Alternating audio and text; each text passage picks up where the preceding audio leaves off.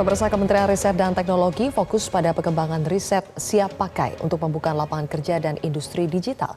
Untuk membahasnya lebih jauh, kami telah bergabung dengan Menristek Bambang Brojonegoro. Selamat malam, Pak Bambang. Selamat malam.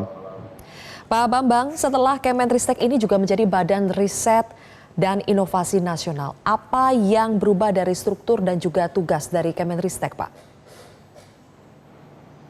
Ya, pertama tentunya ada amanat dari Undang-Undang 11 tahun 2019 mengenai Sistem Nasional Iptek ya, yang menyatakan bahwa harus dibentuk yang namanya Badan Riset dan Inovasi Nasional, dan kemudian tentunya pengumuman kabinet minggu lalu oleh Bapak Presiden yang mengembalikan fungsi pendidikan tinggi ke Kementerian Pendidikan Kebudayaan. Karenanya salah satu fokus utama dari yang kami lakukan adalah di satu sisi adalah membentuk Badan Riset dan Inovasi Nasional itu sendiri, dan di sisi lain secara administratif memastikan transisi pemindahan kembali pendidikan tinggi ke Kemendikbud berjalan lancar. Dan kebetulan saya sudah berkonsultasi dengan Pak atau Mas Nadiem Mendikbud untuk memastikan bahwa aspek penelitian dan pendidikan tinggi tetap akan berada di bawah koordinasi dari Kemenristek. Oke, jadi Pak, membentuk Badan Riset dan Inovasi Nasional sudah sejauh mana atau seperti apa sebetulnya nanti proses pembentukan badan ini, Pak? Ya, tentunya ini adalah amanat Undang-Undang 11 2019 yang disetujui oleh pemerintah dan DPR pada bulan Agustus lalu. Dan pada intinya BRIN atau Badan Riset Inovasi Nasional ini dibentuk karena dua alasan. Pertama, untuk mengintegrasikan riset dan inovasi dari hulu ke hilir, di mana dari hulunya dimulai dengan penelitian dasar, kemudian dilanjutkan penelitian terapan, dilanjutkan lagi dengan invensi, inovasi, sampai tahap yang paling sulit yaitu komersialisasi dari hasil inovasi itu sendiri atau menjadi produk. Dan kemudian yang kedua yang tidak kalah penting adalah integrasi antara program dengan anggaran. Karena kebetulan Presiden memperhatikan banyak sekali penelitian yang dibuat oleh berbagai institusi di Indonesia yang ternyata sering terjadi duplikasi, dan karena anggaran yang tidak begitu besar kemudian dibagi dalam jumlah yang sangat banyak, akhirnya kualitas dan hasil dari penelitian itu menjadi tidak optimal atau tidak selaras dengan apa yang dibutuhkan oleh masyarakat dan negara Indonesia. Jadi idenya sebetulnya Badan Riset dan Inovasi Nasional ini akan mengumpulkan badan-badan atau lembaga-lembaga riset yang selama ini sudah ada sehingga terkumpul menjadi satu sehingga bisa lebih fokus dari segi program dan juga anggaran. Apakah begitu, Pak?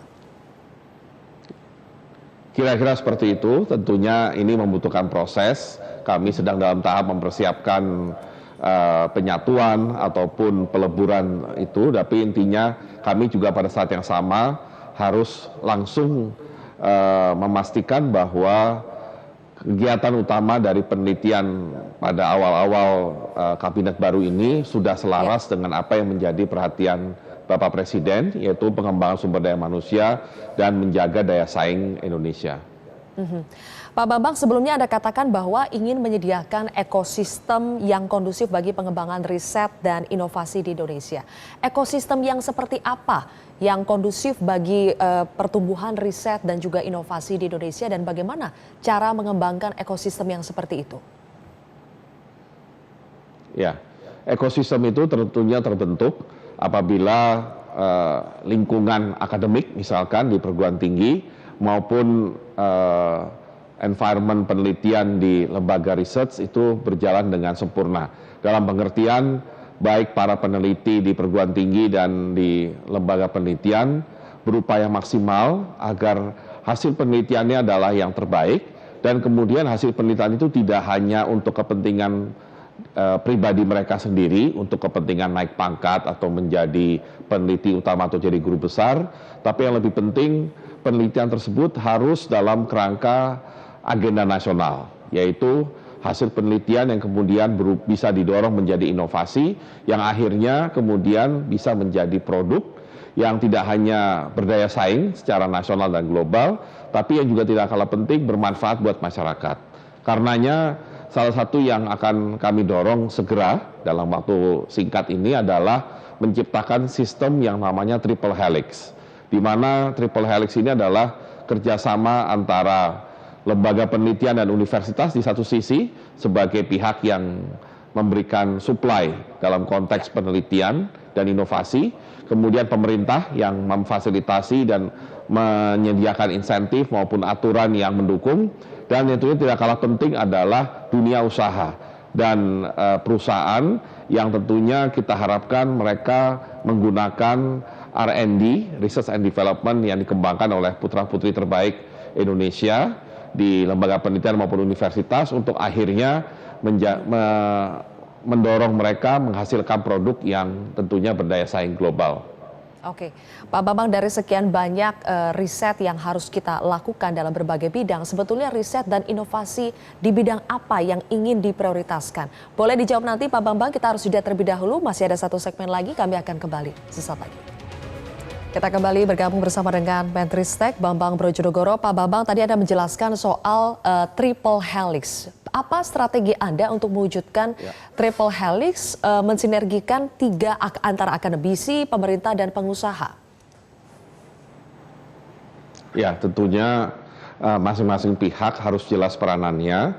Karena itu misalkan untuk lembaga penelitian atau universitas, tentunya akan kita dorong dulu yang mereka sudah siap untuk hasil riset dasar maupun terapan yang kemudian bisa didorong menjadi inovasi, dan pemerintah tentunya harus segera menyikapi baik dalam bentuk regulasi yang memudahkan dan juga dalam bentuk insentif.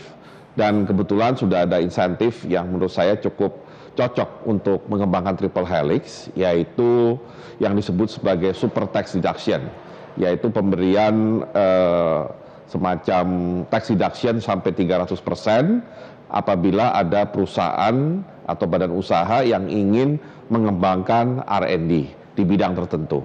Nah, tentunya dengan adanya insentif seperti ini, maka ini akan mendorong triple helix, karena dengan demikian dunia usaha ataupun perusahaan menjadi tertarik tidak hanya sekedar membuat produk, tapi juga melakukan yang namanya research dan development dari produknya melalui kerjasama research dengan lembaga penelitian maupun universitas. Oke. Itulah Pak yang Bambang, triple helix yang kita bayangkan. Ya. Riset dan inovasi dalam bidang apa Pak yang akan diprioritaskan? Kita sudah ada namanya rencana induk riset nasional dengan 10 bidang, apakah itu termasuk pangan, energi, maritim, kesehatan obat, pertahanan keamanan, kebencanaan, dan juga permasalahan teknologi tinggi. Tetapi tentunya dari 10 bidang ini yang akan kami tekankan, pertama, inovasinya harus bersifat tepat guna. Dalam pengertian teknologi yang kemudian dikembangkan mudah dipakai untuk membantu misalkan petani, nelayan, dan juga bisa menciptakan lapangan kerja. Ya, kemudian yang kedua, ikut menjawab permasalahan yang cukup mendasar dalam perekonomian.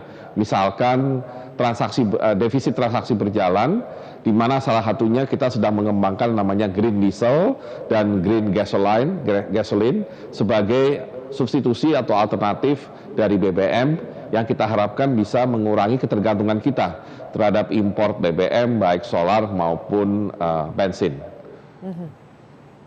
Oke, Pak Bambang, kalau kita sekarang berbicara soal dana, tadi Anda sempat menyebutkan bahwa selama ini persoalan yang kerap membuat akhirnya menjadi kendala adalah persoalan dana, sehingga riset itu menjadi kurang ada hasilnya. Bagaimana ini di tangan Anda persoalan dana ini, akan seperti apa nanti peran pemerintah untuk memberikan insentif dan juga dana untuk pengembangan riset-riset? Ya, pertama mengintegrasikan program dengan anggaran, di mana kita ingin memastikan bahwa programnya itu langsung berada di tangan BRIN, Badan Riset dan Inovasi Nasional, sehingga anggarannya juga tidak terbagi-bagi dan seolah-olah tidak dijatah untuk masing-masing peneliti atau masing-masing institusi. Yang kita inginkan adalah ada agenda besar riset, penelitian atau inovasi yang kemudian dijalankan oleh para peneliti baik di lembaga penelitian maupun universitas dengan mengikuti agenda tersebut. Jadi tidak untuk kepentingan individu mereka sendiri.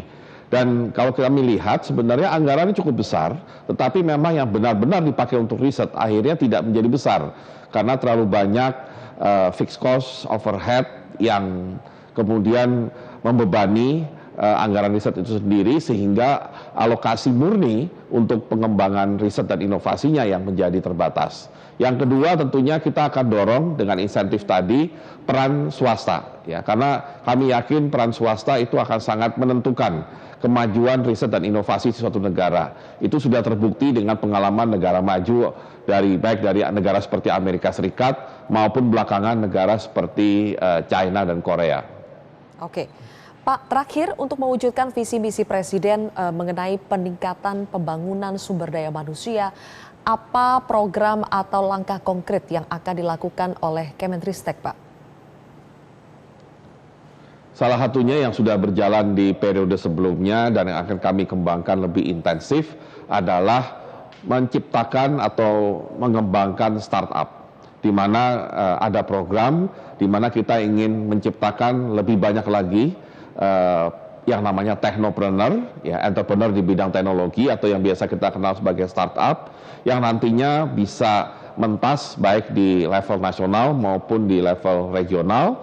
Dan kita harapkan di dalam mengembangkan startup nanti ada inkubator-inkubator atau pihak pembina yang nantinya juga berperan penting, baik itu universitas, baik itu lembaga penelitian, bahkan komunitas pun bisa menjadi inkubator selama mereka memenuhi syarat.